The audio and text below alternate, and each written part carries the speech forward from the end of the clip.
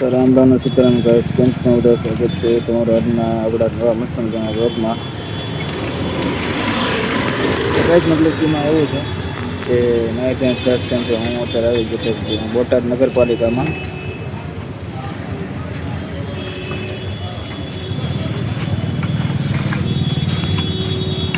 કેમ કે એમાં નગરપાલિકામાં થોડુંક કામ હતું ને એટલા માટે નગરપાલિકા હજી ખુલ્લી છે નહીં. ઘડીક બહાર વેટિંગ કરીએ આપણે, ખુલ્લે પછી હમણાં અંદર જાવી. ફાઇનલી નગરપાલિકા ખુલ્લી ગઈ ને હું પછી આવી ગયો નગરપાલિકામાં ફોર્મ બધું ભરીને. પણ સાહેબ એમાં એવું સાહેબ હજુ નહોતા આવ્યા. સાહેબ આવે પછી કંઈક આગળ પ્રોસેસ થાય ને, સાહેબ કરે ને. તો ફાઇનલી ગાઈસ આપણે અરજીપત્રકની ફોર્મની અરજી આપણે આપી દીધી છે અને આપણને ટાઈમ આપ્યો 4 વાગ્યાનો. 4 વાગ્યા આપણે આવીને અહીંથી ફોર્મ લઈ જવાનું છે. તો અત્યારે કંઈ છે નહીં, તો સીધા જતા રહીએ આપણે બ્રાન્ચ, કારણ કે થોડુંક ત્યાં ડોક્યુમેન્ટ બાકી છે અપલોડ કરવાના. ઓકે, તો જઈએ બ્રાન્ચ. ચલો તો ગાઈસ મતલબ કે ખાવાનો ટાઈમ થઈ ગયો હતો એટલે હું ગાડી નીકળી ગયો ઘરે ખાવા માટે. જો કાંઈ ભૂખ નથી, જો આજુબાજુ શું તો ખાઈ લે ભૂખ એટલે ઘરે આવીને સીધો જમીન હું આડો પડ્યો અને મમ્મી હે ને એમનું કામ કરતા હતા. એ બધી વાતો કરતા હતા, આપણને બે એમાં રસ પડે ને વાતોમાં, એટલે આપણે પછી ને સાંભળતા શાંતિ, બીજું શું કરવી. તો ગાઈસ 3:30 વાગ્યા છે ને હું જઈશું નગરપાલિકામાં ડોક્યુમેન્ટ લેવા માટે, કારણ કે સવારમાં આપણને હે ને 4 વાગ્યાનો ટાઈમ આપ્યો હતો. એટલા માટે અડધી કલાક પહેલાં જઈએ ને તો વાંધો ને પણ જલ્દી મળી જાય, એટલા માટે આપણે 3:30 વાગ્યા નીકળી ગયા નગરપાલિકામાં ડોક્યુમેન્ટ લેવા માટે. તો ફાઇનલી ગઈ આપણે વહેલા આવ્યા ને અડધી કલાક આપણને ઘણો બધો ફાયદો થઈ ગયો, કારણ કે ફટાફટ ગયા ને આપણે ફટાફટ ડોક્યુમેન્ટ આપી દીધા. ડોક્યુમેન્ટ લઈ લીધા હતા. હવે જઈ બેંકમાં, કારણ કે એની વાટે અટકાણું હતું. તો નીકળી હાલો તે બેંકમાં.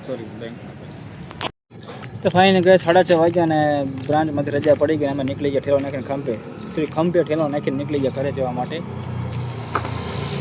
કેમ કે ભાઈ બ્રાન્ચમાં તો તાળા લાગી જાય, એટલે પછી તો બ્રાન્ચમાં રહેવાય નહીં. એટલા માટે પછી કરું શું, તો ખંભે ઠેલો નાખ્યો સીધા જવા દી ઘર તરફ, કારણ કે બહુ છે ને બહુ દુઃખે બેહીને થાકી ગયો હતો. તો હાલો ભાઈ ઘરે જઈ આવે. ઓકે, ફાઇનલી ગસ ઘરે આવી ગયો. તો કેટલા વાગે ખબર હવા હતું ઘરે આવ્યો, કારણ કે વચમાં થોડુંક મારે કામ થઈ ગયું હતું, એટલે મને મારું થોડું મોડું થઈ ગયું. આવી સીધા બાજુ હાથ તો મોડું થયું બરાબર. હવે હા ને રૂમાલ લઈને ચાને ધોઈ નાખું. તો બહાર જઈને આવો ને એટલે તમારે હા ને હાથ તો બધું ધોવો પડે, કારણ કે બહારનો ધૂળ આ તો બધું હોય ને હા તે ધોવા જાય. ખાલી ખોટી હા ને બગડાય નહીં, બીજું કાંઈ એટલે પેલા હા ને ધોઈ નાખ્યા હાથ તો મોટું. હવે દીવાબત્તીનો ટાઈમ થઈ ગયો છે, એટલે દીવાબત્તી કરી નાખી. પછી હમણાં મમ્મી આવશે એટલે જમવાનું બનાવશે, પછી જમી લઈ. ભૂખ તો લાગી જ છે અત્યારે, પણ જમવાનું કાંઈ છે નહીં. પછી જમી લઈએ, પછી કાંઈ નહીં, આપણું ડેલીનું કામ જમીન પછી તો હોઈ જવાનું બસ. બીજું શું આવડે વાહ યાર, તમારી પાસે કંઈ નવીન છે પણ તમે કોઈ દી કહેતા જ નથી યાર. મેં તમને કેટલી બધી કામ મને કોમેન્ટમાં કહો, તમે પછી નવીન અમારી માટે કંઈક કરવા લાયક હોય તમને કંઈક કહો. તમે કહેતા જ નથી. તમે બીજું તો તમને શું કહેવું મારે? હા, શું કહું બીજું મારે તમને?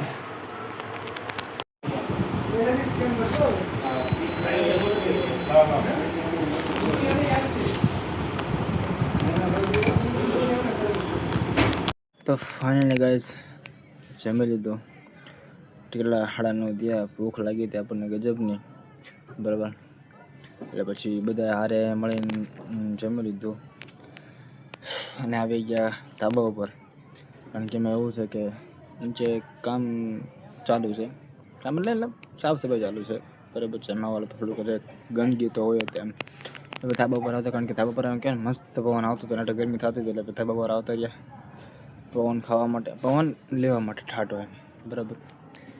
કારણ કે ધાબા પર હોવાની જે મજા આવે ને ગરમીમાં, કારણ કે પવન મસ્ત આવતો ને ધાબા પર જે હોવાની જે મજા આવે ને વાત જાવ. તમને ક્યારેક તમે આમ કહો ને ગામડામાં હોય તો સવારમાં સિટીમાં જગ્યા તો ધાબા જ નથી મળતા બરાબર. મળે તો અહીંયા આખો પવન આવતો નથી. ગામડામાં જે છે એ મજા લેવાની હોય. કોણ ગામડામાંથી અમારા વિડીયો જોવો છે મને કોમેન્ટ કરીને મને કહેજો. ક્યાંથી તમે જોવો છો મને કોમેન્ટ કરીને મને કહેજો બરાબર. બસ આવું છે. સાચું કહું ને તો આખો દી એવું આમ ભાગદોડ કરીને થાકી ગયો હતો કે કહેવાય ને આમ સીધો આમ ઘરે આવ્યો ને તો પેલા એમાંથી મારી કંઈ ખાવું જ નથી, સીધું હોઈ જ જાવ છે. પણ તો ના ભૂખ લાગી તો પછી ખાઈ લીધું. હવે કાલનો દિવસ પાછો સવારમાં જાગે પછી તું કામે જવાનું, ઘરે આવવાનું, થાકીને તો ખાઈ પીને તો હોઈ જવાનું. બસ આવું જ જિંદગી છે. કાંઈ નવીન કામ લાઈફમાં આમ ક્યાંય એક્સ્ટ્રા અલગથી કાંઈ છે જ નહીં એમ. કાંઈ વાંધો નહીં. તો મળીએ કાલ બીજા નવા વ્લોગમાં. તો શું, રામ રામ સીતારામ. હા, સબસ્ક્રાઈબ કરો ને તમે ભૂલતા નહીં. અમારે તમે દર વખતે અમારે તમને ન કહેવું પડે, બરાબર? સબસ્ક્રાઈબ કરી નાખવાનું, એ તો ખાસ કરીને, બરાબર. અને આ વ્લોગને લાઈક કરી નાખવાનો. મળી હતી નવા કાલના નવા વ્લોગમાં. રામ રામ સીતારામ, જય માતાજી.